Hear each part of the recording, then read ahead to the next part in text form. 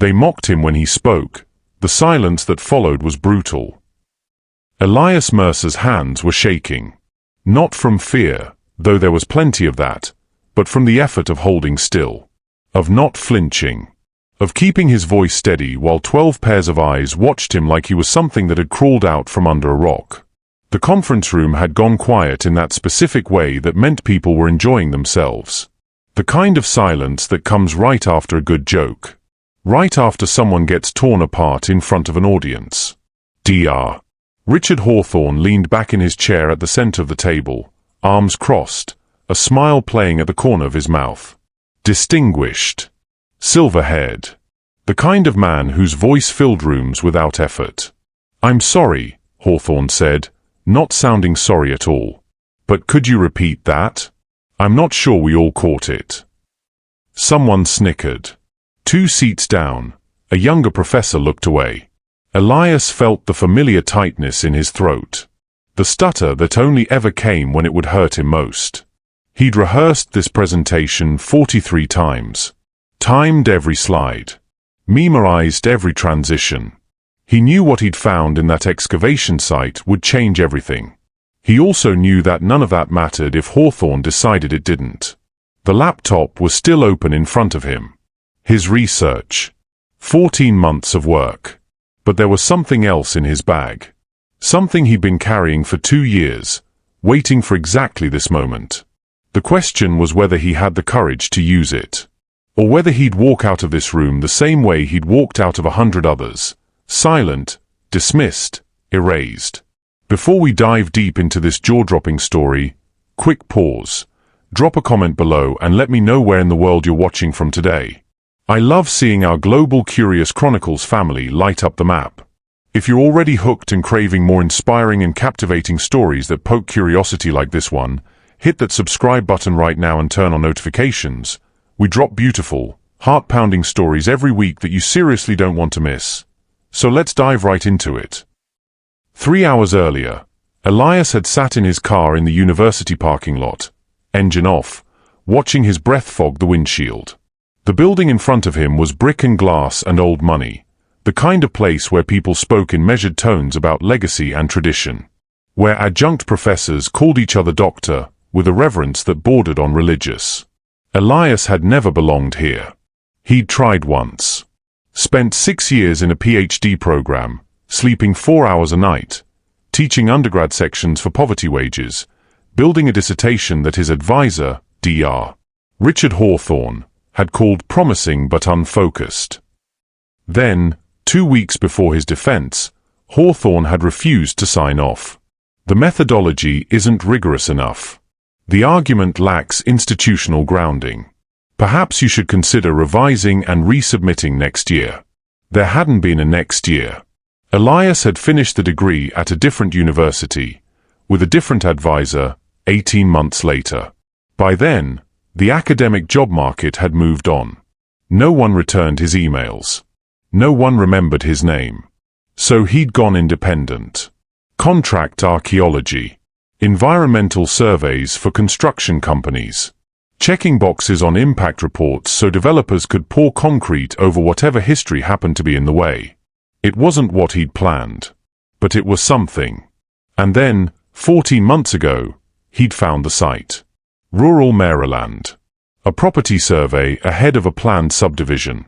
Standard procedure: walk the land, check for artifacts, file a report saying there's nothing worth preserving. Except there was. Pottery fragments. Structural post molds. Soil stratigraphy that didn't match anything in the established timeline. Evidence of colonial-era trade networks decades earlier than anyone had documented. Elias had spent every weekend for a year at that site. Borrowed equipment. Slept in his car. Paid for carbon dating out of pocket because no institution would fund an independent contractor's hunch. And he'd been right. The data was solid. The evidence was undeniable. This wasn't speculation. It was fact, waiting to be acknowledged.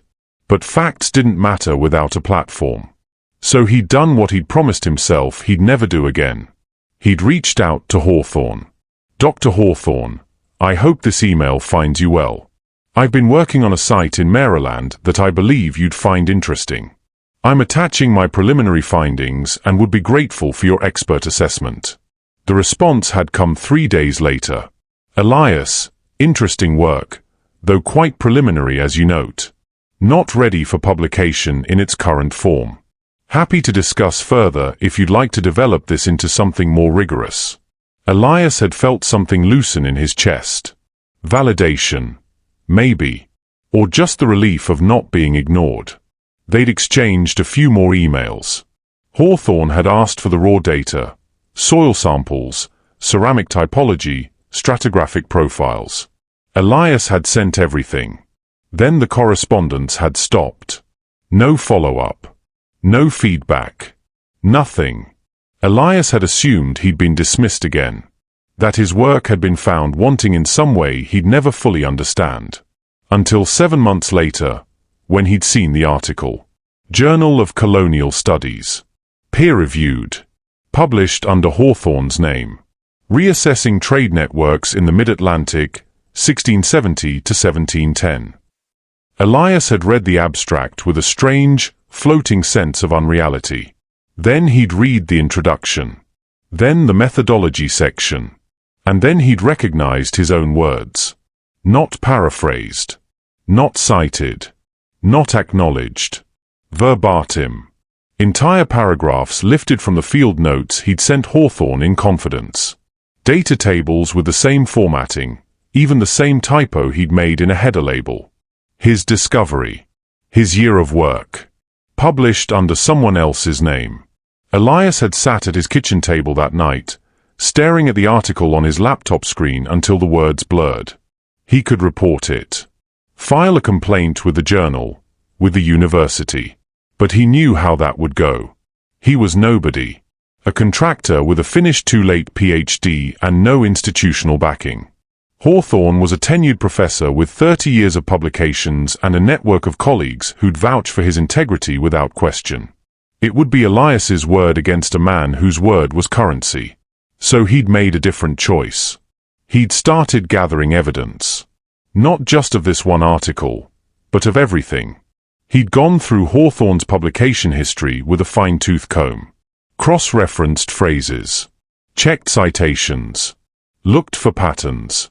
And he'd found them. 16 separate instances across 3 publications. Uncredited data. Borrowed phrasing.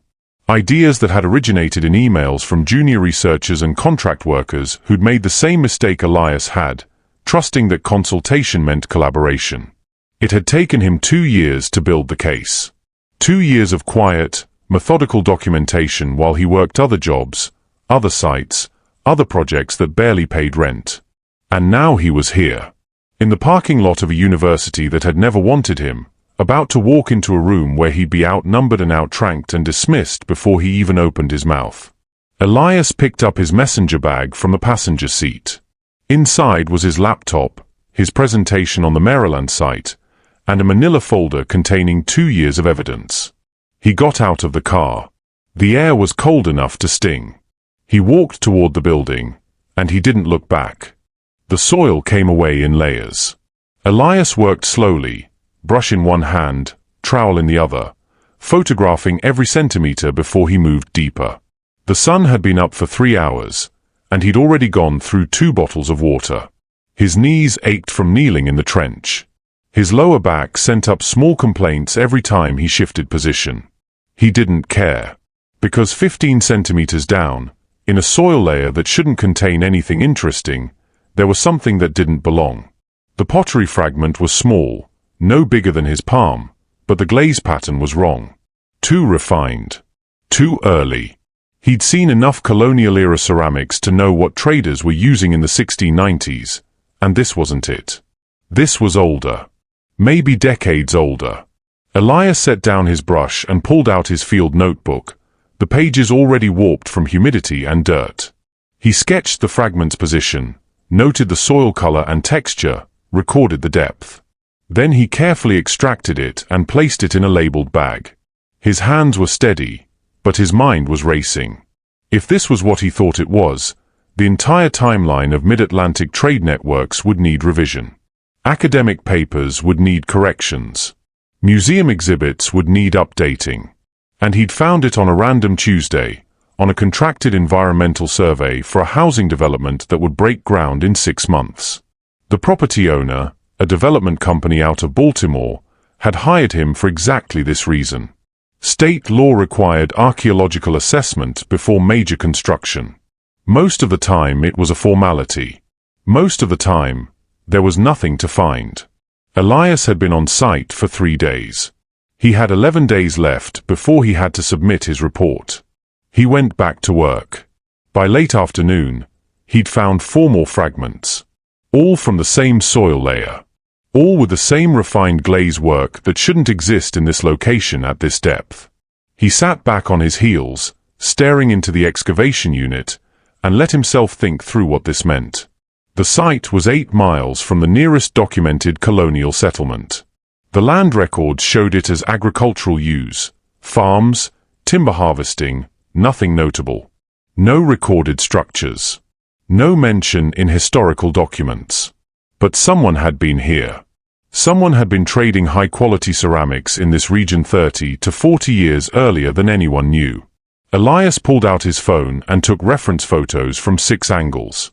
Then he checked his email, even though he knew there wouldn't be cell service this far out. No signal. He'd have to wait until he got back to his motel room to send anything. The sun was starting to drop toward the tree line. He covered the excavation unit with a tarp, weighted the corners with rocks, and packed his equipment into the back of his 10-year-old Subaru. The drive back to the motel took 40 minutes on rural roads that hadn't been repaved in a decade. Elias listened to a podcast about stratigraphy and tried not to think about what he'd do if the fragments didn't carbon date the way he hoped. He'd spent $1,200 of his own money on this survey equipment. He had $3,400 in his checking account. If he was wrong about this, he'd just burned a quarter of his savings on a hunch. The motel was the kind of place that rented rooms by the week and didn't ask questions. Elias had stayed in worse. The TV worked. The shower was hot. The door locked. He sat at the small desk by the window, laptop open, and uploaded the day's photos to his encrypted backup drive. Then he opened his field notes and started typing up the formal documentation. Excavation Unit 3, depth 15 centimeters, ceramic fragment A1, refined earthenware, possible Delftware or early creamware, glaze pattern inconsistent with known regional imports post-1690. He worked for 2 hours, cross-referencing typology databases, checking his own memory against published ceramic chronologies. Everything pointed in the same direction. This was significant. This was career-changing. And he had no idea what to do with it. Independent contractors didn't publish in academic journals. They didn't get invited to conferences. They filed reports with state archaeology offices and moved on to the next survey. If Elias submitted this in his environmental impact report, it would get noted, archived, and forgotten. The development company would bring in a more credentialed archaeologist to do a follow-up assessment. That person would get the credit. That person would write the paper. Elias would get a line in the acknowledgements if he was lucky. He'd seen it happen before. He closed his laptop and stared at the wall. There was one option he'd been avoiding. He could reach out to someone with institutional backing. Someone with the credentials and the platform to turn this discovery into something that mattered. Someone like Dr. Richard Hawthorne. Elias hadn't spoken to Hawthorne in 6 years. Not since the dissertation defense that never happened. Not since the email that had ended his academic career before it started. But Hawthorne was still one of the most respected colonial historians on the East Coast. He published regularly. He had grants, graduate students, laboratory access. And he'd been Elias's advisor once. Maybe that still counted for something. Elias opened his laptop again and pulled up a blank email. His cursor blinked in the to field. He typed, Hawthorne at. He stopped. This was a mistake. Hawthorne had made it clear 6 years ago that Elias's work wasn't good enough. That his thinking wasn't rigorous enough.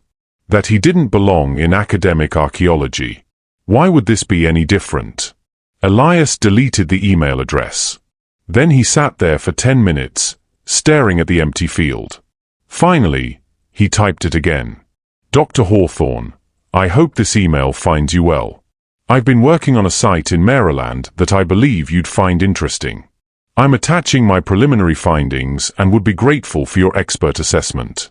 He attached the photos, the documentation, and the ceramic typology comparison. He read the email 3 times. Then he closed his eyes and hit send. The email disappeared from his outbox. Elias shut his laptop and lay down on the motel bed, still in his field clothes, and stared at the ceiling. He'd either just made the smartest decision of his career, or he just handed his discovery to the man who'd already destroyed him once. He wouldn't know which until Hawthorne replied. If Hawthorne replied. Hawthorne's reply came 3 days later. Elias was in the field when his phone buzzed, knee-deep in another excavation unit, documenting what was turning out to be an increasingly significant site. He'd found more fragments. More evidence. Every day made the discovery harder to ignore. He pulled off his work gloves and opened the email with dirt still under his fingernails. Elias, interesting work, though quite preliminary as you note. Not ready for publication in its current form. Happy to discuss further if you'd like to develop this into something more rigorous. Best, R.H. Elias read it twice. Preliminary. He looked down at the excavation unit. At the carefully mapped artifacts. At the stratigraphic profiles he'd spent hours documenting. At the ceramic typology comparisons that lined up perfectly with his hypothesis. There was nothing preliminary about this. But Hawthorne was right about one thing. It wasn't ready for publication. Not because the work was incomplete, but because Elias didn't have the institutional backing to publish it anywhere that mattered. He needed Hawthorne. So he swallowed the defensiveness rising in his throat and typed a response. Dr. Hawthorne, thank you for taking the time to review. I'd very much appreciate the opportunity to discuss the findings in more detail. I have additional data from the site, soil samples, more ceramic fragments, stratigraphic profiles. Would you be available for a call this week? He hit send before he could second-guess himself. The response came 6 hours later. Send me everything you have. Raw data, field notes, photographs. I'll review and we can schedule a call after I've had a chance to assess the full scope. Elias spent that evening in his motel room, organizing files. He uploaded high-resolution images of every artifact. He formatted his field notes into a clean document. He included the soil sample analysis, the ceramic chronology comparisons, the site maps with GPS coordinates. Everything. He attached it all to an email and wrote, Dr. Hawthorne, please find attached the complete documentation from the Maryland site. Looking forward to your thoughts. He sent it at 11:47 p.m. Then he waited. A week passed. Then 2. Elias finished the excavation and submitted his environmental impact report to the State Archaeology Office, carefully worded to note materials of potential historical significance requiring further investigation without making claims he couldn't back up on his own. He moved on to the next contract. A pipeline survey in southern Pennsylvania. The work was mindless and paid poorly, but it kept him busy. He checked his email compulsively. Nothing from Hawthorne. On day 19, he sent a follow-up. Dr. Hawthorne, just wanted to check if you've had a chance to review the materials I sent. No rush, I know you're busy. Just wanted to make sure everything came through okay. No response. Elias told himself that Hawthorne was traveling, or teaching, or working on his own research. Important people didn't reply to emails immediately, but the silence felt deliberate. On day 32, he sent one more message. Dr. Hawthorne, I understand if you're too occupied to take this on. If the project isn't a good fit for your current research focus, I completely understand. I just appreciate knowing either way so I can plan next steps. That one got a response within an hour. Elias, apologies for the delay. Swamped with semester obligations. Your materials are interesting but need significant methodological refinement before they'd be publishable. I'd suggest holding off on any formal write-up until you've had a chance to strengthen the analytical framework. Happy to advise if you pursue this further down the line. Elias stared at the email. Methodological refinement. Analytical framework. The kind of phrases professors used when they meant this isn't good enough but didn't want to say it directly. He closed his laptop and didn't respond. 7 months later, Elias was eating lunch in his car between survey sites when he saw the notification. Journal of Colonial Studies. New issue available. He'd subscribed to the journal years ago, back when he'd still thought he might contribute to it someday. He'd never bothered to unsubscribe. He opened the email idly, scrolling through the table of contents while he finished a gas station sandwich. Then he stopped. Reassessing Trade Networks in the Mid-Atlantic, 1670 to 1710. Richard Hawthorne, Ph.D. Elias set down the sandwich. He clicked the link. The abstract loaded first. Recent archaeological evidence from rural Maryland suggests that colonial trade networks were established significantly earlier than previously documented. Analysis of ceramic artifacts and stratigraphic data indicates the presence of high quality European imports in the region as early as the 1660s, predating known settlement patterns by several decades. Elias's hands went numb. He scrolled down to the introduction. Excavations conducted at a site in Hawthorne County, Maryland revealed refined earthenware fragments at depths inconsistent with established chronologies. His vision tunneled. He knew these words. He'd written these words. He scrolled faster, scanning the methodology section, the data analysis, the conclusions. Entire paragraphs. Lifted directly from the field notes he'd sent Hawthorne. Data tables formatted exactly the way he'd formatted them, down to the typo in the header label where he'd written fragment instead of fragment. His photographs. Cropped and relabeled, but unmistakably his. His discovery. His year of work. Published under Richard Hawthorne's name.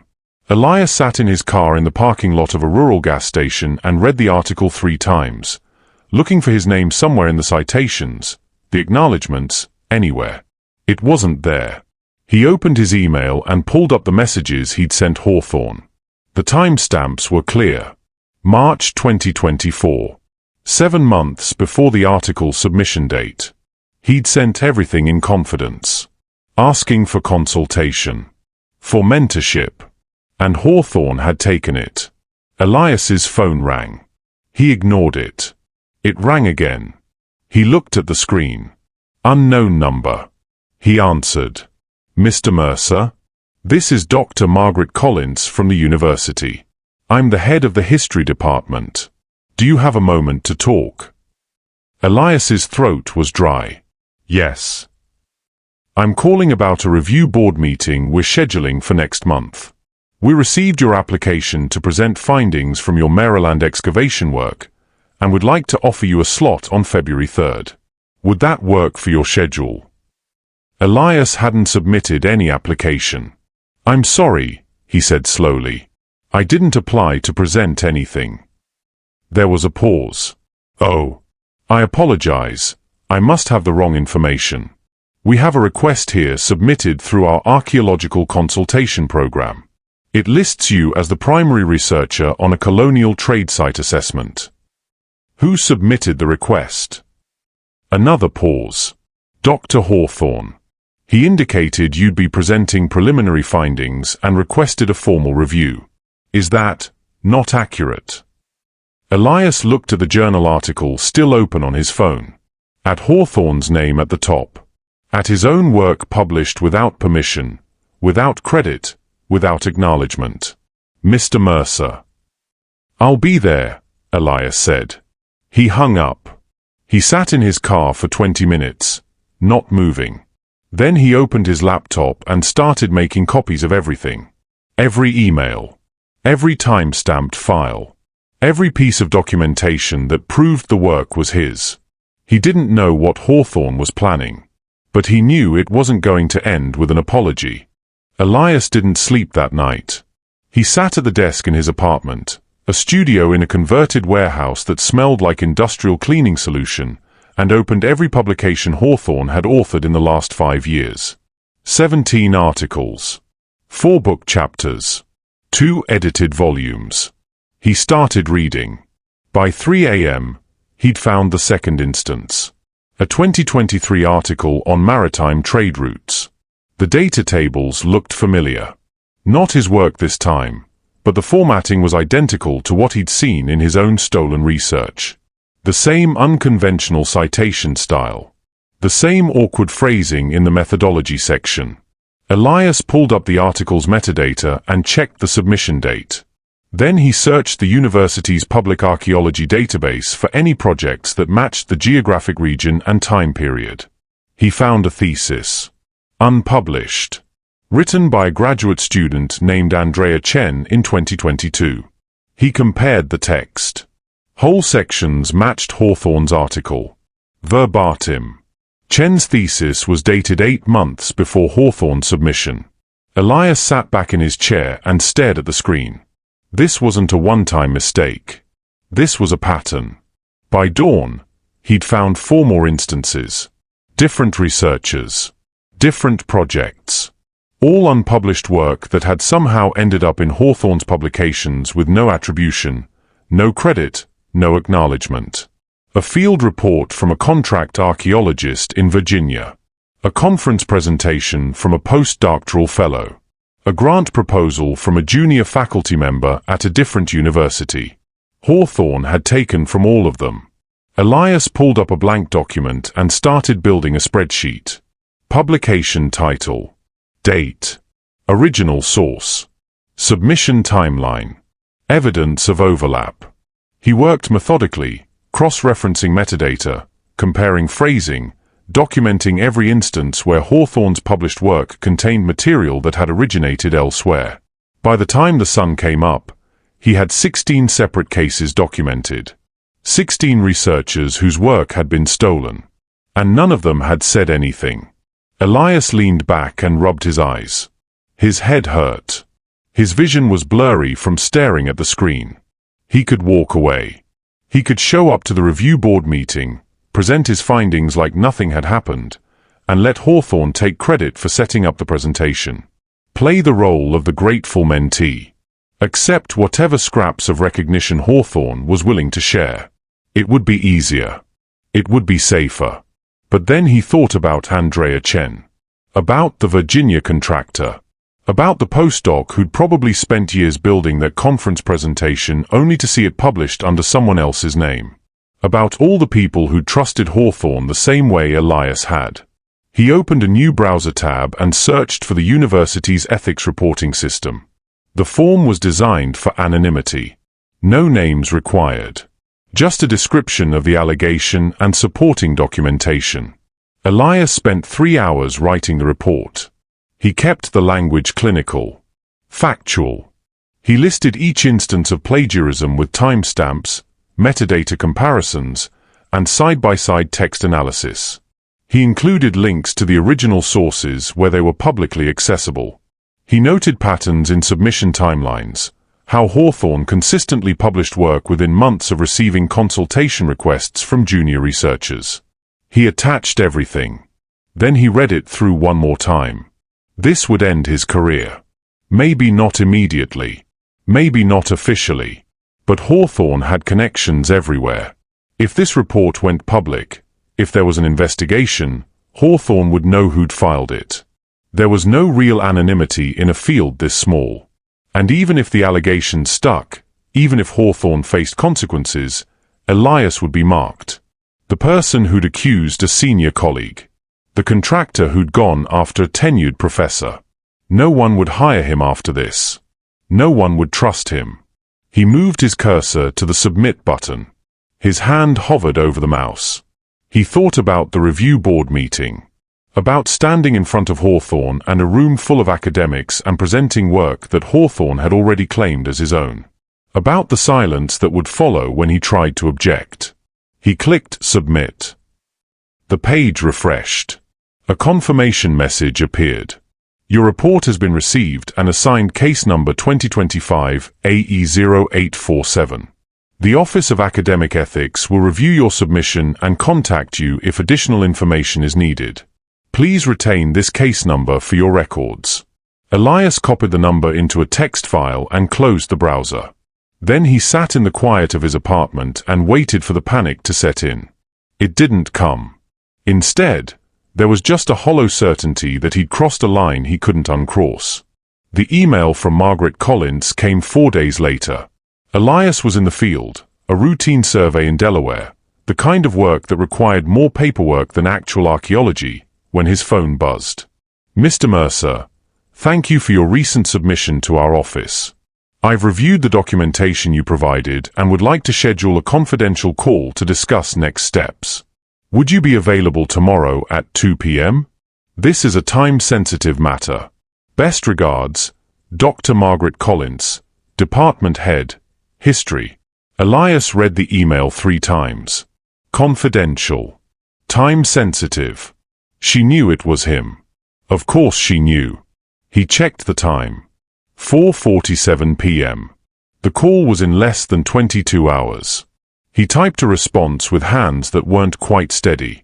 Dr. Collins, yes, I'm available tomorrow at 2 p.m.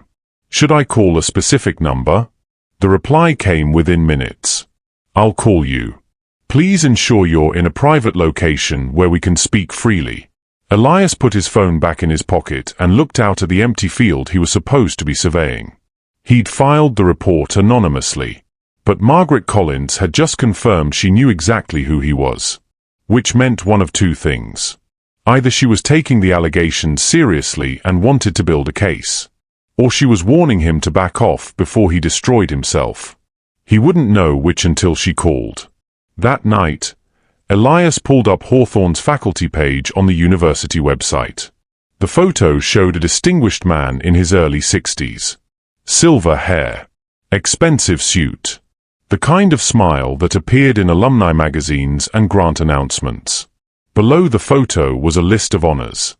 Distinguished Teaching Award. Fulbright Scholar. Editorial board member for 3 major journals. Principal investigator on $2.3 million in active grants. Elias scrolled down to the list of publications. 87 articles. 12 books. Hundreds of citations. A career built on other people's work. And Elias was about to try to tear it down with a spreadsheet and some time-stamped emails. He closed the laptop. The call was in 14 hours. He didn't sleep. At 1:58 p.m. the next day, Elias sat in his car in an empty parking lot, phone in hand, waiting. At exactly 2 o'clock, it rang. He answered. Mr. Mercer, Margaret Collins said. Her voice was measured. Professional. Impossible to read. Thank you for making yourself available. I'm calling regarding case number 2025 AE0847. Before we proceed, I need to confirm something. Are you planning to attend the review board meeting scheduled for February 3rd? Elias's throat was dry. Yes. And do you intend to present the Maryland excavation findings as originally requested? Yes. There was a pause. Dr. Hawthorne will be in attendance, she said, as will 11 other faculty members and the Dean of Graduate Studies. This is a formal academic review. Do you understand what that means? I think so. I need you to be very clear about this, Mr. Mercer. If you attend that meeting, there will be no taking back what happens next. Are you prepared for that? Elias looked out at the empty parking lot, at the gray sky and the bare trees and the world that would keep turning regardless of what he decided. I don't know, he said honestly. Margaret was quiet for a long moment. The allegations in your report are serious, she finally said. If they're accurate, they represent a pattern of misconduct that goes back years. But accusations like this, against someone with Dr. Hawthorne's standing, require undeniable proof. And they require someone willing to stand behind that proof publicly. Do you understand what I'm asking? You want me to go on record? I'm asking if you're willing to. Elias closed his eyes. What happens if I say no? Then this conversation never happened. The report gets filed as inconclusive. Everyone moves forward. And if I say yes? Margaret's voice was quiet but firm. Then you need to be ready for February 3rd. Because that meeting isn't about your discovery anymore. The line went silent. Elias could hear his own heartbeat. What is it about? He asked. It's about whether you're willing to prove that Richard Hawthorne is a fraud. Elias hung up the phone and sat in his car for 20 minutes without moving. It's about whether you're willing to prove that Richard Hawthorne is a fraud. Margaret Collins hadn't asked if he could prove it. She'd asked if he was willing. Which meant she already believed him. Or she was setting a trap. Elias started the engine and drove back to his apartment. He had 3 weeks until the review board meeting. 3 weeks to decide if he was going to walk into that room and destroy his career, or walk away and spend the rest of his life knowing he'd let Hawthorne win. He knew which choice made sense. He also knew he wasn't going to make it. The next morning, Elias started building 2 presentations. The first was straightforward. The Maryland excavation. Pottery fragments, stratigraphic analysis, revised timeline for colonial trade networks. Clean slides. Conservative language. The kind of presentation that wouldn't offend anyone or change anything. The second presentation was different. Side-by-side text comparisons. Metadata screenshots. Email timestamps. A methodical breakdown of 16 instances of academic plagiarism spanning 5 years. He worked on both simultaneously, switching between files when one became too heavy to look at. The archaeology presentation came together quickly. He'd been rehearsing versions of it in his head for months. The data was solid. The conclusions were defensible. The plagiarism presentation took longer. Every slide felt like lighting a match in a room full of gasoline. He formatted the evidence the way he'd format any academic argument. Claim. Supporting documentation. Analysis. Conclusion. He used the same clinical language he'd used in the ethics report. No emotional appeals. No accusations he couldn't back up with timestamps and metadata. Just facts. By the end of the first week, both presentations were finished. He had no idea which one he'd actually deliver. Elias practiced in his apartment. He set up his laptop on the kitchen counter and stood in front of it like he was facing the review board. He ran through the archaeology presentation first, timing each slide, smoothing out transitions. It took 11 minutes. Then he switched to the plagiarism presentation. The first slide was a title card, Patterns of Unattributed Source Material in Recent Colonial Archaeology Publications. Neutral. Academic. The kind of title that could mean anything until you saw what came next.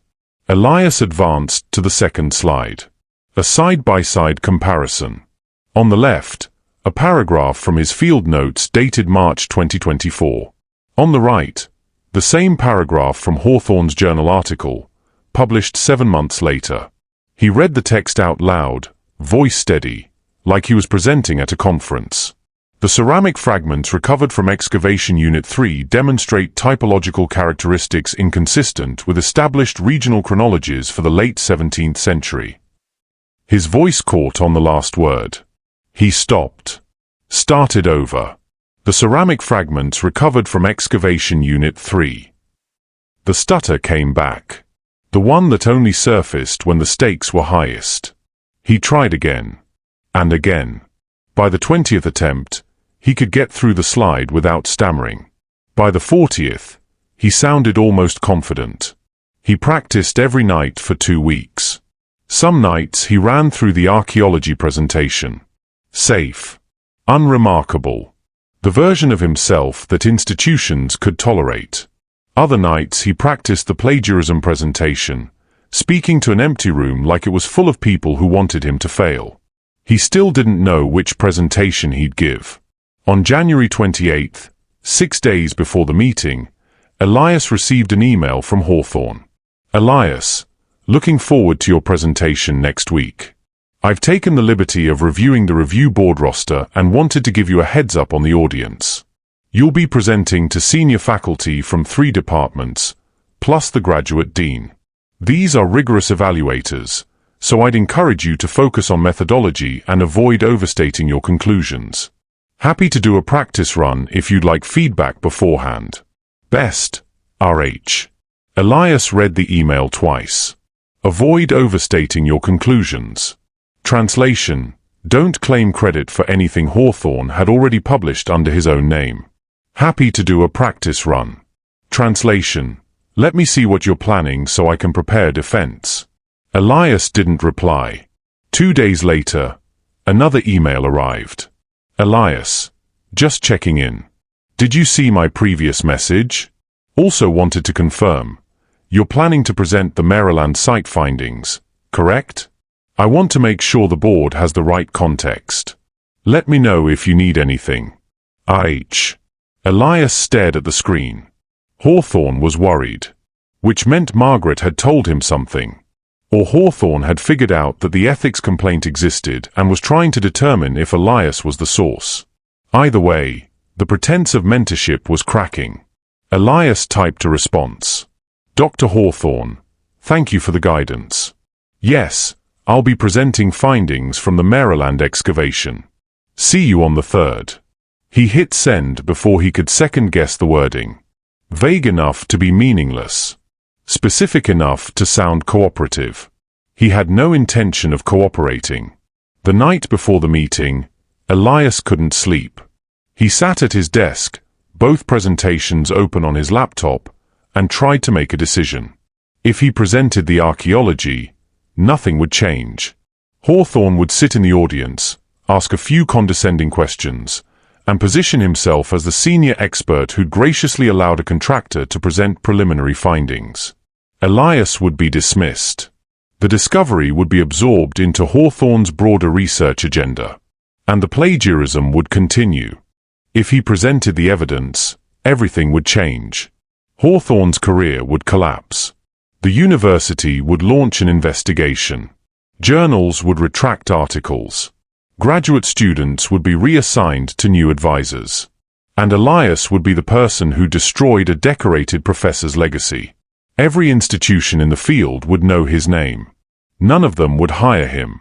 He closed the laptop and lay down on his bed, still fully dressed. At 3 a.m., his phone buzzed. An email from Margaret Collins. Mr. Mercer, I wanted to reach out before tomorrow's meeting.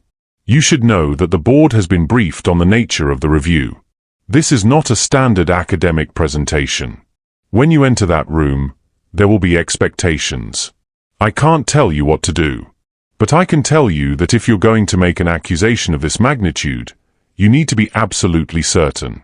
Once you start, there's no stopping. Please think carefully about what you're willing to stake your credibility on. See you tomorrow. Margaret. Elias read the email 3 times. There will be expectations. She'd set something in motion. The board wasn't gathering to evaluate his discovery. They were gathering to evaluate Hawthorne. And Elias was supposed to be the key witness. He got out of bed and opened his laptop again. He looked at both presentations. Then he created a 3rd file. He copied the archaeology presentation in its entirety. All 11 minutes of safe, defensible research.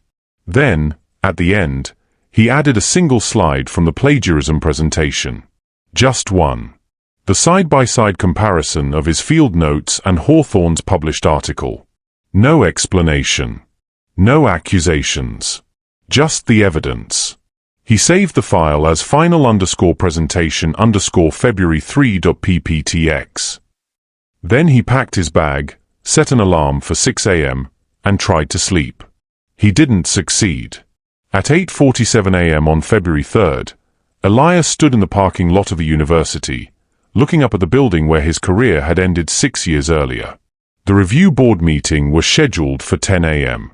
He had his laptop, his messenger bag, 2 USB drives with backup copies of all 3 presentations, and no idea which version he was actually going to present. His phone buzzed. A text from an unknown number. There are 12 people in that room. 11 of them don't know what's about to happen. The 12th is Richard Hawthorne. Don't let him see you hesitate. MC. Elias put his phone away. He picked up his bag and walked toward the building. Inside, the hallway smelled exactly the way he remembered. Floor polish and old paper and institutional coffee. He found the conference room on the 3rd floor. The door was closed. He could hear voices inside. Low conversation. The scrape of chairs on carpet.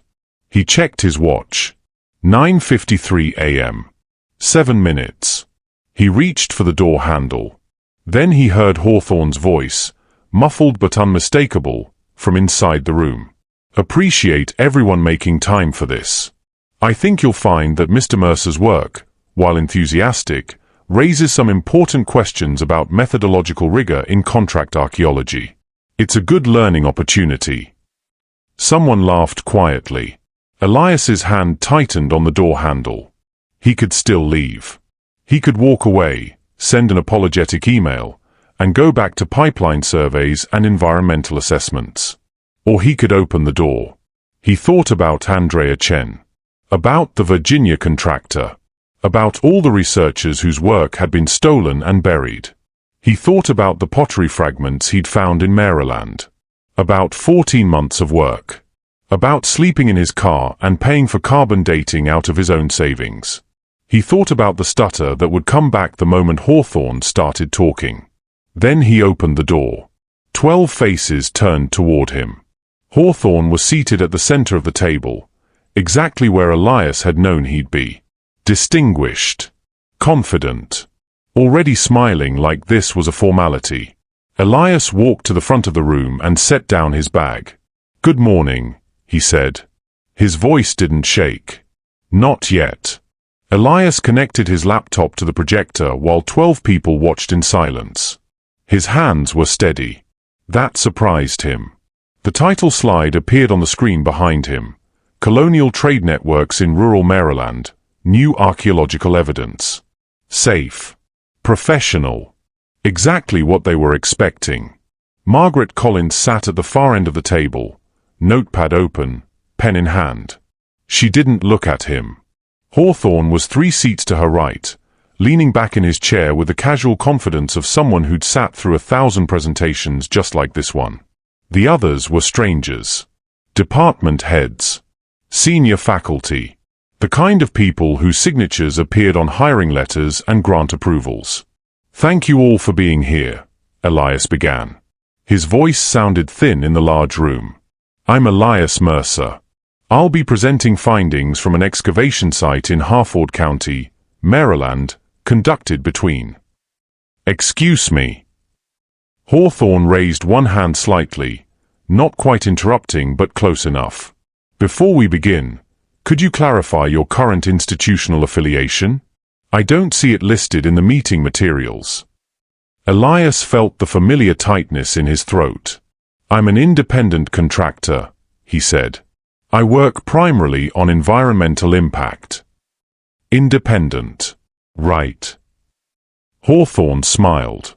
"So no university appointment?" "No.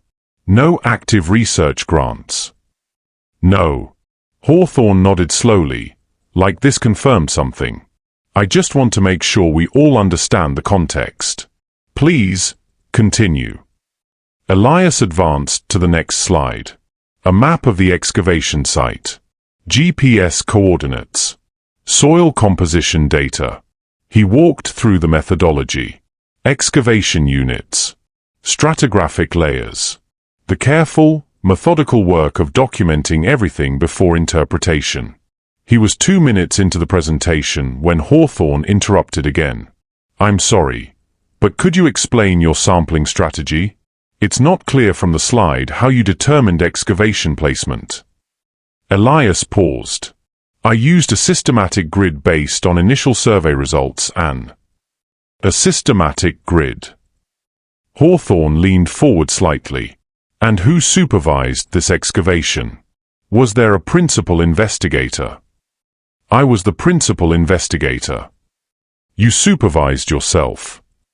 Yes. Someone at the table shifted uncomfortably. A younger faculty member, mid-30s, newer to this kind of review, glanced at Margaret, then back at Elias. Hawthorne's smile widened fractionally. Continue. Elias advanced to the next slide. Photographs of the pottery fragments. High-resolution images showing glaze patterns, manufacturing techniques, typological markers. The ceramic assemblage recovered from excavation Unit 3 demonstrates characteristics inconsistent with. Could you repeat that? Hawthorne's voice was pleasant. Helpful, even. I don't think we all caught it. Elias felt heat rising in his face. The ceramic assemblage demonstrates CH characteristics. The stutter hit him like a fist. He stopped. Started over. The ceramic assemblage demonstrates characteristics inconsistent with established regional chronologies for the late 17th century. His voice was steadier this time, but the damage was done. He could see it in the way the board members were looking at him now. Not hostile. Just uncertain. Like they were watching someone who didn't quite belong. I see. Hawthorne tapped his pen against his notepad. And you're suggesting this contradicts existing scholarship on colonial trade patterns. I'm suggesting the timeline needs a revision based on your interpretation of some pottery fragments. It wasn't a question. Elias swallowed. Based on stratigraphic evidence and ceramic typology that typology you determined independently, without peer review or institutional oversight. The room was very quiet. Elias looked down at his laptop. At the presentation he'd rehearsed 43 times. At the next slide, which showed carbon dating results and comparative analysis and everything that proved he was right. None of it mattered. Hawthorne had already decided how this would go. And everyone else in the room was letting it happen.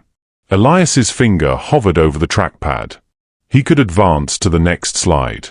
He could push through the rest of the archaeology presentation and let Hawthorne dismantle it piece by piece. He could accept the outcome he'd always known was coming. Or he could do something else. He looked up at Hawthorne. At the man who'd stolen 14 months of his life and published it under his own name. At the man who'd built a career on the work of people too scared or too powerless to fight back. Elias opened a different file. Actually, he said quietly, before we continue with the excavation findings, there's something else I'd like to discuss.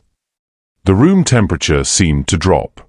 Margaret Collins's pen stopped moving. Hawthorne's smile didn't change, but something shifted behind his eyes. Something else, he said. Elias advanced to a new slide. The title appeared on the screen behind him. Patterns of unattributed source material in recent colonial archaeology publications. No one spoke. Elias turned to face the board. In March of 2024, he said, I sent Dr. Hawthorne a detailed research proposal regarding the Maryland excavation site. I included preliminary findings, field notes, ceramic analysis, and stratigraphic documentation. I was requesting expert consultation. He advanced to the next slide. Side-by-side text comparison. Left side, Elias's field notes, dated March 14, 2024. Right side, Hawthorne's journal article, published October 2024. The paragraphs were identical, word for word. Someone at the table inhaled sharply. Hawthorne's face went very still. This is absurd, he said. His voice was calm, but there was an edge to it now. I receive dozens of consultation requests every year. I can't possibly remember. There are 16 instances, Elias interrupted. His stutter was gone. 16 separate instances across 3 of your recent publications.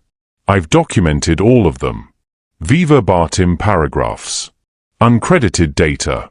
Even the same typo I made in a table header. He advanced to the next slide.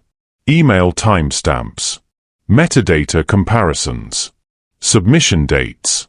The evidence laid out in clinical, undeniable detail. The room was absolutely silent. Elias looked directly at Hawthorne. "You didn't just dismiss my work, Dr. Hawthorne. You stole it. You published it under your name. You used it to secure grant funding and speaking engagements while I was sleeping in my car between dig sites." A woman 3 seats down from Margaret pulled out her phone and started typing. Another board member leaned forward, squinting at the projection screen. Hawthorne stood up. "This is a misunderstanding," he said. His voice was louder now. "Collaborative research often involves shared." "We never collaborated," Elias said quietly. "You never even responded to my follow-up emails." He advanced to the next slide. Email correspondence. Elias's messages. Hawthorne's dismissive replies. Then months of silence. Until Hawthorne's article appeared. Margaret Collins closed her notepad. "Dr. Hawthorne," she said. Her voice was very calm. "I think we need to pause this presentation." "This is ridiculous," Hawthorne said. "He's a disgruntled contractor trying to." "Richard." Margaret's voice cut through the room like a blade. "Sit down." Hawthorne looked around the table, looking for support, for someone to defend him, for the institutional loyalty that had protected him for 30 years. No one met his eyes. He sat down slowly. Margaret turned to Elias. "Mr. Mercer, do you have documentation to support these allegations?" Elias reached into his bag and pulled out the manila folder, the one he'd been carrying for 2 years. "Yes," he said. He placed it on the table. Margaret opened it. The room was so quiet that Elias could hear the rustle of pages turning. She read for 30 seconds. Then she looked up at Hawthorne. "This meeting is over," she said. "Richard, my office. Now." Hawthorne's face had gone grey. "Margaret, I think if we just... now." The board members started gathering their things. Some were still staring at the projection screen. Others were typing on their phones. One was already calling someone, voice low and urgent.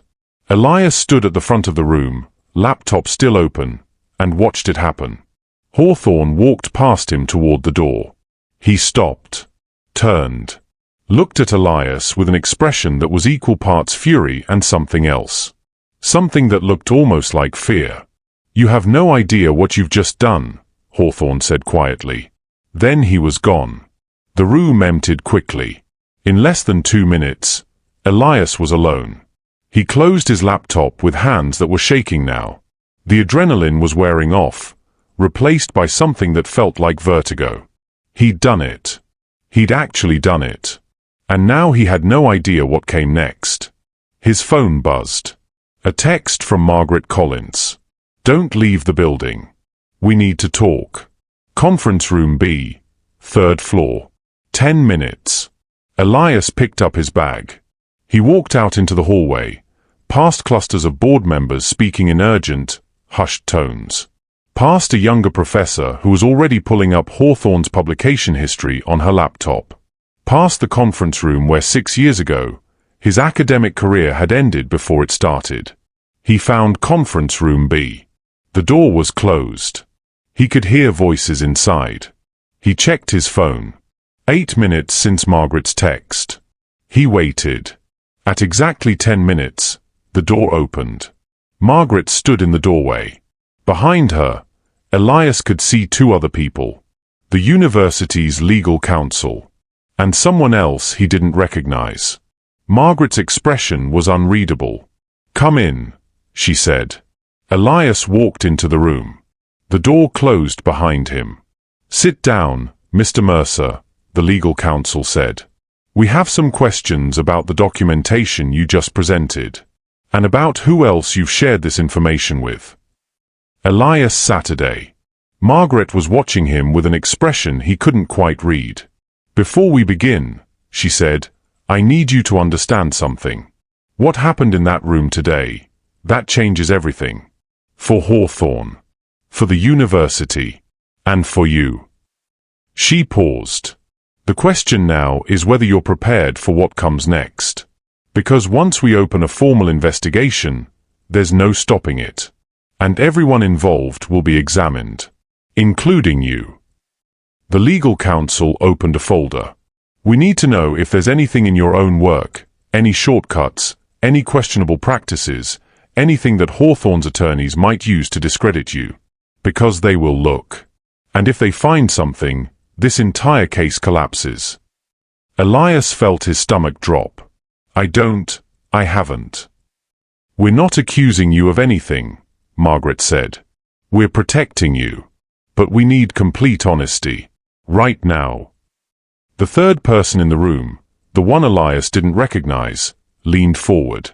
Mr. Mercer, have you ever misrepresented your credentials on a project proposal? Overstated findings in a report? Accepted payment for work you didn't complete? Anything, no matter how small, that someone could use against you. Elias's mind went blank. He tried to think through 6 years of contract work, dozens of projects, hundreds of reports. Had there been anything? And then he remembered. A pipeline survey in 2023. A report he'd submitted 3 days late because he'd been sick. The company had asked him to backdate it to meet their regulatory deadline. He'd done it. It was a formality. Everyone did it.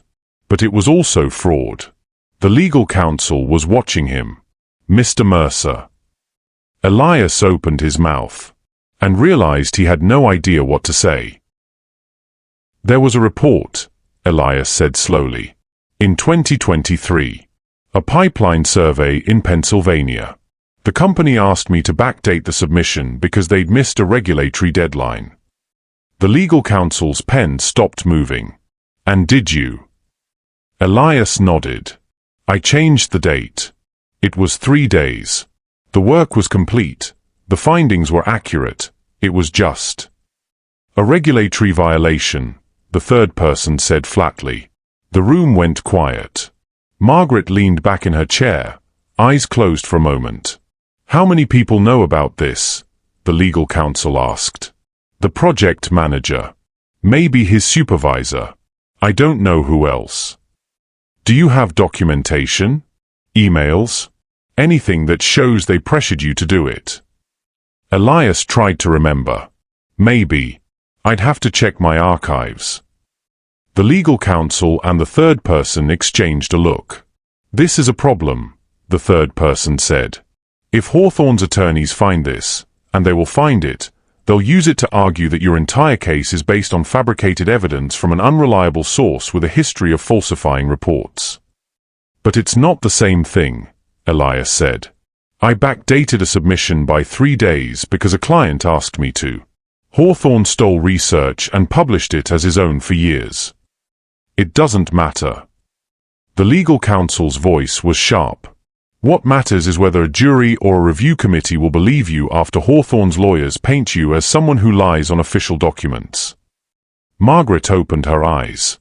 We need to see everything, she said. Every email, every project file, every communication related to that Pennsylvania survey. Tonight. Tonight. Hawthorne's lawyers will be going through your background by morning, the third person said.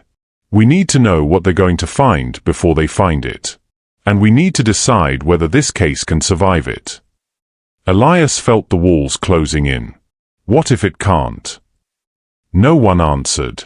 Elias spent 6 hours in a conference room going through his archived files while the legal counsel and 2 other attorneys watched. He found the Pennsylvania emails. The project manager's request. Hey Elias, any chance you can adjust the submission timestamp to the 15th? We got caught in some internal delays and need this to show on-time delivery for the regulatory review. Elias's response. Sure, no problem. That was it. No pressure. No threats. Just a favor for a client. And now it was going to destroy everything. This is manageable, one of the attorneys said, but her tone suggested otherwise. We can argue you were following client direction under duress. He wasn't under duress, the legal counsel interrupted. He said sure, no problem. Then we argue industry practice. Everyone backdates administrative paperwork. Can you prove that? Silence. Margaret had been quiet through most of the review. Now she spoke. The question isn't whether we can defend this. The question is whether we want to. Everyone turned to look at her. What do you mean? Elias asked. I mean that even if we mount a perfect defense of your Pennsylvania work, we've now shifted the narrative. Instead of talking about Hawthorne's plagiarism, we're talking about your credibility. And that's exactly what his attorneys want. So what do we do? Margaret looked at him for a long moment. We get ahead of it, she said. You disclose the Pennsylvania incident voluntarily. Frame it as a mistake you made early in your career working under client pressure. Show remorse.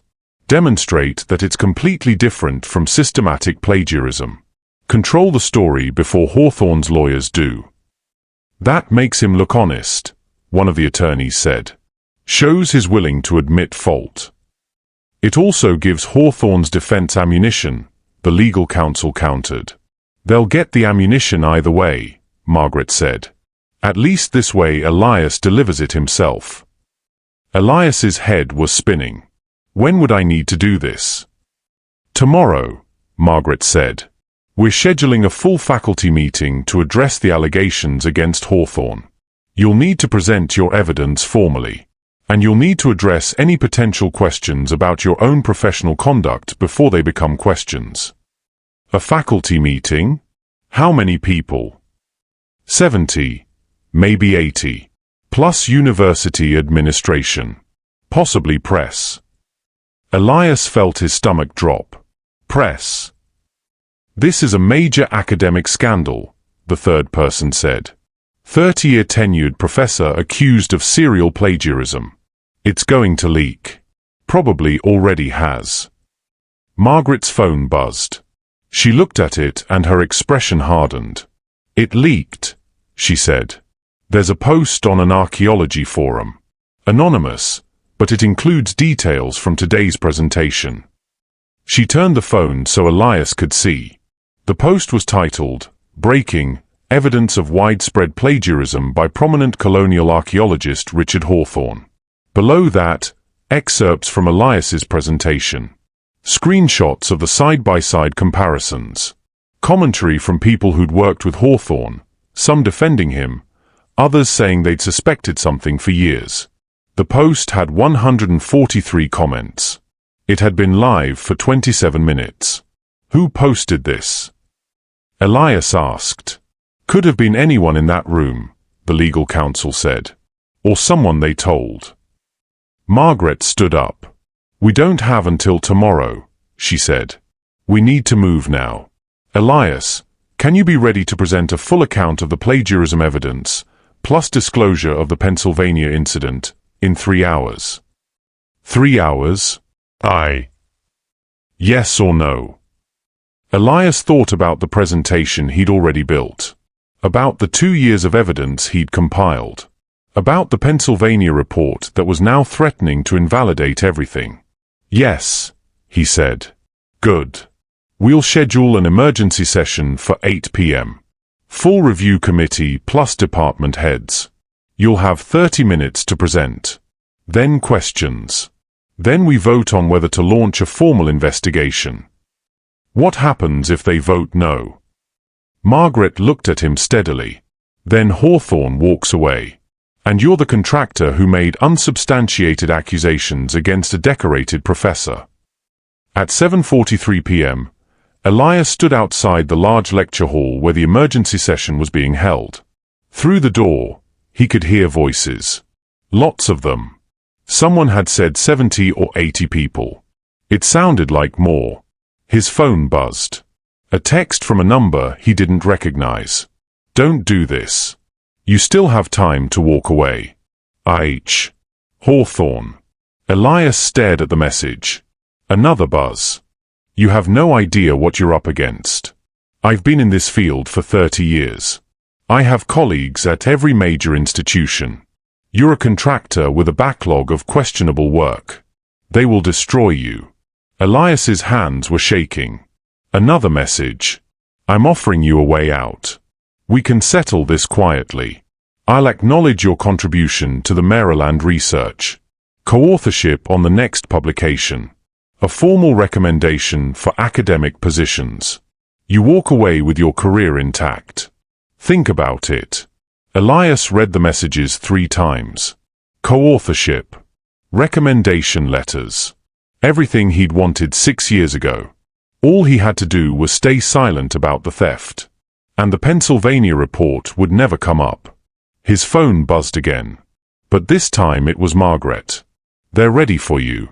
Elias looked at Hawthorne's messages one more time. Then he deleted them. He opened the door to the lecture hall. The room was packed. Every seat filled. People standing along the walls. Faces he didn't recognize. Some he did, board members from the morning meeting. Younger faculty who'd probably read the forum post. Administrators in expensive suits. And in the front row, sitting alone with 3 empty seats on either side of him, was Richard Hawthorne. He looked older than he had that morning. Smaller. But when he saw Elias, he smiled. The same condescending smile from the review board. Like this was still a game he knew how to win. Elias walked to the front of the room. Margaret stood at the podium. Thank you all for coming on short notice, she said. We're here tonight to address serious allegations of academic misconduct. Mr. Mercer will present evidence. Then we'll hear from Dr. Hawthorne. Then we'll deliberate. Please hold all questions until the end. She stepped aside. Elias took her place at the podium. He looked out at 80 faces. At Hawthorne, still smiling. At Margaret, expression neutral. At all the people who would decide what happened next. He opened his laptop. My name is Elias Mercer, he began. In March of 2024, I discovered evidence of early colonial trade at a site in rural Maryland. I sent my findings to Dr. Richard Hawthorne, requesting expert consultation. He advanced to the first slide. The side-by-side comparison. 7 months later, Dr. Hawthorne published my research as his own. The room was absolutely silent. Before I present the full documentation, there's something I need to disclose. He saw Margaret tense slightly. In 2023, I backdated a regulatory report by 3 days at a client's request. It was wrong. It violated reporting guidelines. And it's something I've regretted since. I'm disclosing this now because I believe transparency is essential when making serious accusations. My mistake doesn't excuse plagiarism. But you deserve to know about it before evaluating my credibility. Someone in the back row whispered to their neighbor. Hawthorne's smile widened. Elias continued. What I'm about to show you represents 2 years of research documenting 16 separate instances of plagiarism spanning Dr. Hawthorne's recent publications. 16 researchers whose work was stolen. 16 cases of theft. He advanced to the next slide. Email timestamps. Metadata. Text comparisons. He walked through each case methodically. Calmly. No emotion. Just evidence. It took 23 minutes. When he finished, the room was so quiet he could hear the ventilation system. Margaret stood. Dr. Hawthorne, you'll have an opportunity to respond. But first, does anyone have immediate questions for Mr. Mercer? A hand went up in the 3rd row. How do we know the timestamps weren't manipulated? Elias had prepared for this. All original files archived with the State Archaeology Database. Those timestamps are independently verifiable. Another hand. Why wait 2 years to come forward? Elias looked at Hawthorne. Because I was scared, he said simply. Because Dr. Hawthorne has power and I don't. Because I knew what would happen if I accused him without absolute proof. More hands went up. Margaret pointed to a woman in the 5th row. Yes. I have a question for Dr. Hawthorne, the woman said. She was young, maybe 30. Elias didn't recognize her. I was a graduate student in your lab from 2019 to 2021. In 2020, I shared preliminary dissertation findings with you in a research meeting. Those findings appeared in your 2022 book chapter with no attribution. I never said anything because I thought it was normal. I thought I must have misunderstood how academic collaboration worked. Was that plagiarism too? The room erupted. 3 more people stood up. He did the same thing to me. I have emails. I thought I was the only one.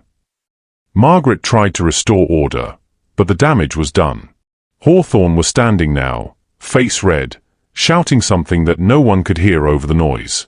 And Elias understood. This hadn't been about proving plagiarism. It had been about creating space for everyone Hawthorne had silenced to finally speak. Margaret hadn't been protecting Elias. She'd been building a case. And every person standing up right now was another piece of it. But then Elias saw something that made his blood run cold. The woman who'd asked about Hawthorne's book chapter, the former graduate student, was scrolling through her phone. And her face had gone pale. She looked up. Looked directly at Elias. Mouthed 2 words. Check Twitter. Elias pulled out his phone. The first post he saw made his stomach drop. Breaking, Elias Mercer, the contractor accusing Richard Hawthorne of plagiarism, has a history of falsifying regulatory documents. Full evidence thread below. Below that, screenshots of the Pennsylvania emails. Time-stamped 43 minutes ago. Someone had leaked them. And now the entire narrative had just changed. The Twitter post had been live for 43 minutes, which meant it had been seen by thousands of people before anyone in the lecture hall even knew it existed. Elias watched the room shift in real time. People pulling out their phones. Faces changing from outrage at Hawthorne to confusion. Uncertainty. Someone in the back row stood up and walked out. Hawthorne saw it too. His expression transformed from defensive panic to something that looked almost like hope. Margaret was reading the post on her phone, jaw tight. "Elias," she said quietly, "we need to address this." The room had gone silent again, but it was a different kind of silence now. Expectant. Suspicious. Elias stepped back to the podium. His hands were shaking, but his voice was steady.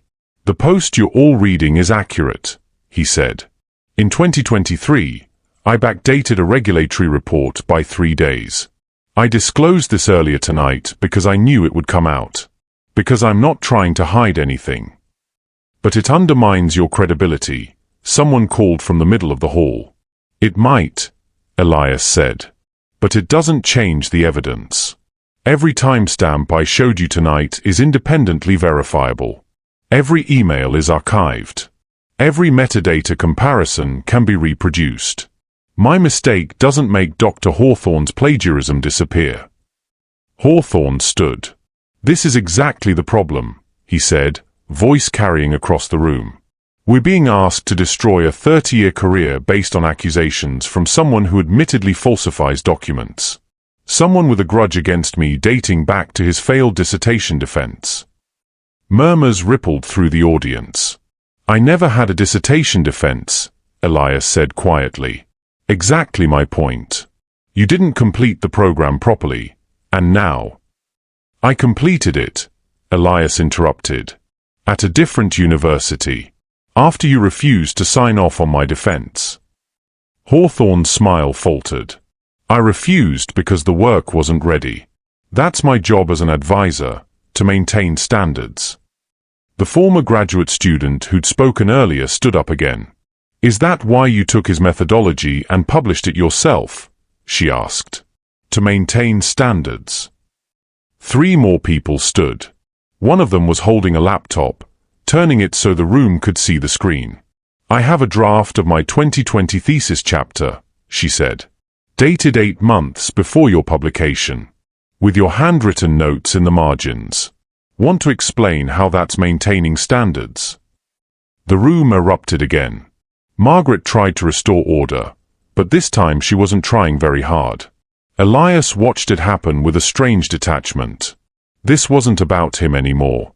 This was about every person Hawthorne had dismissed, silenced, or stolen from over 3 decades. And they were all speaking now. Hawthorne's voice was drowned out in the chaos. He looked around the room, searching for allies, finding none. Margaret let it continue for another minute. Then she raised her hand. "We're going to take a 30-minute recess," she said. "When we return, we'll vote on whether to launch a formal investigation into Dr. Hawthorne's conduct. And I'll remind everyone that this vote will be a matter of public record." The vote was unanimous. 15-0 in favor of investigation. Hawthorne didn't wait for the meeting to end. He walked out halfway through the deliberation, shoulders hunched, face gray. Elias watched him go. He felt no satisfaction, no triumph, just a hollow exhaustion. The meeting adjourned at 10:47 p.m. Elias packed his laptop in silence while people filed out around him. A few stopped to shake his hand. One thanked him. Most just left. Margaret was the last one in the room. "That went better than I expected," she said. "The Pennsylvania report almost killed it. But it didn't. Because you owned it. That matters." Elias wasn't sure he believed her. "What happens now?" "Now we investigate. Formally. We'll review every publication Hawthorne authored in the last decade. We'll interview every researcher who came forward tonight. And we'll determine the full scope of the misconduct." "How long will that take?" "Months. Maybe longer." She paused. "Your Maryland research, the original excavation. I'd like to help you publish it properly. With your name. First author." Elias looked at her. "Why are you doing this?" Margaret was quiet for a moment. "I've been a department head for 8 years, she said. "I've heard rumors about Hawthorne for most of that time.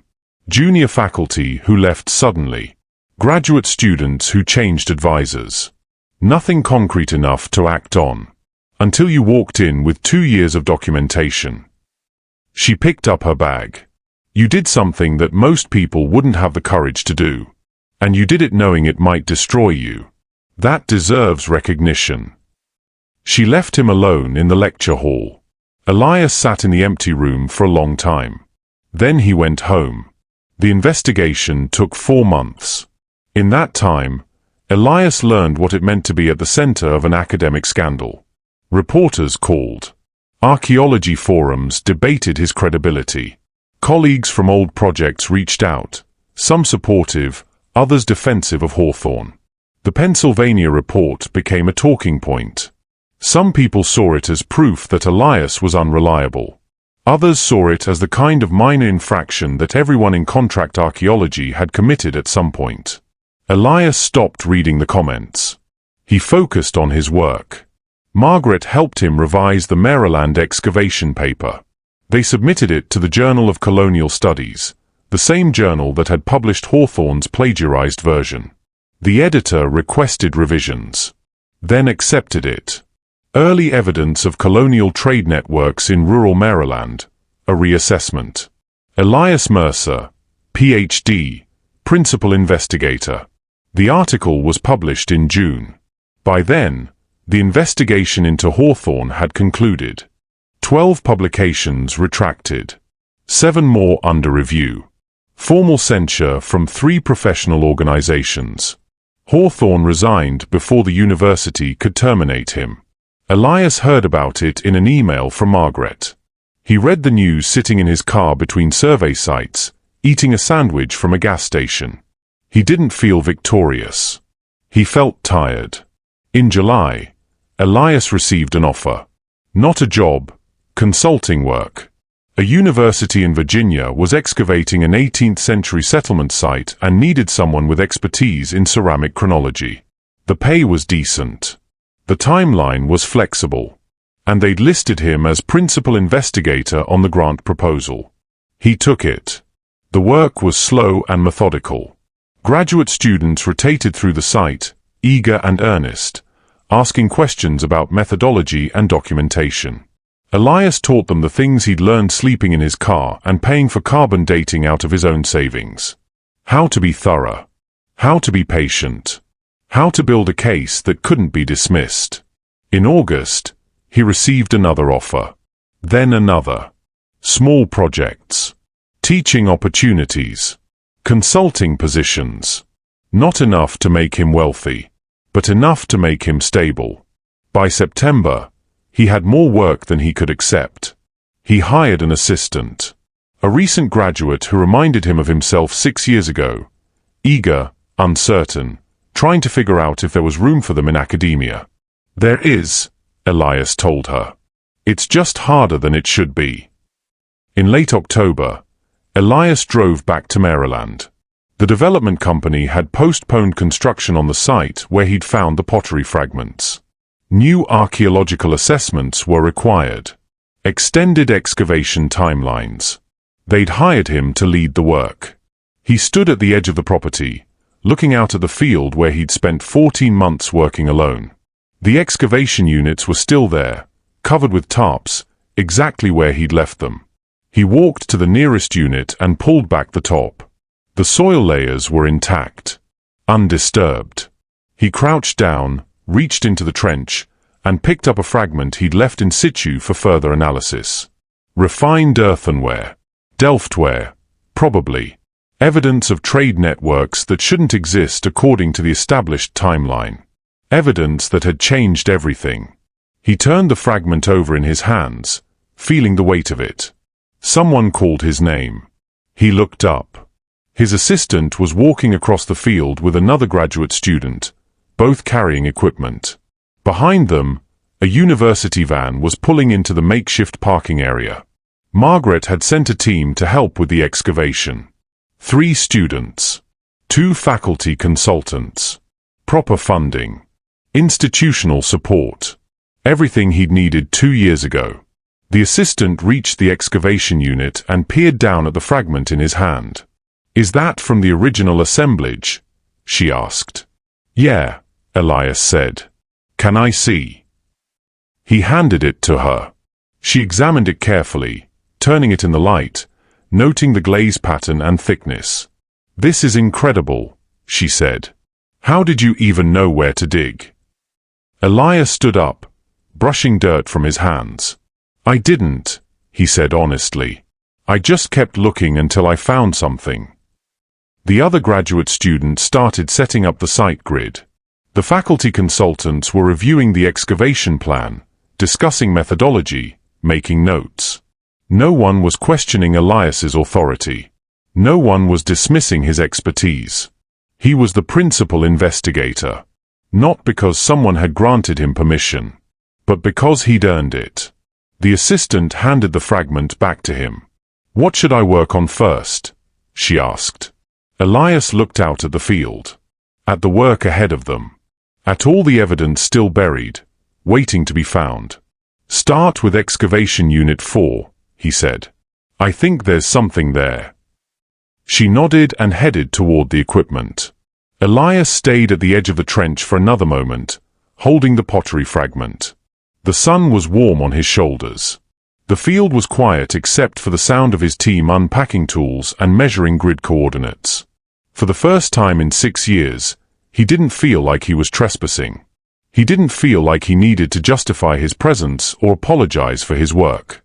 He was exactly where he belonged. He carefully placed the fragment in a labeled evidence bag, sealed it, and recorded the documentation in his field notebook. Then he picked up his trowel and got back to work. If this story moved you, hit like, share it with someone, and subscribe for more. Turn on notifications so you'll be the first to know when I drop another unforgettable story like this. If Underdog stories like this one resonate with you, take a moment to check our channel. You'll find a full catalog of powerful Underdog stories, stories of the overlooked, the silenced, and the underestimated who rise and triumph. Thank you for watching.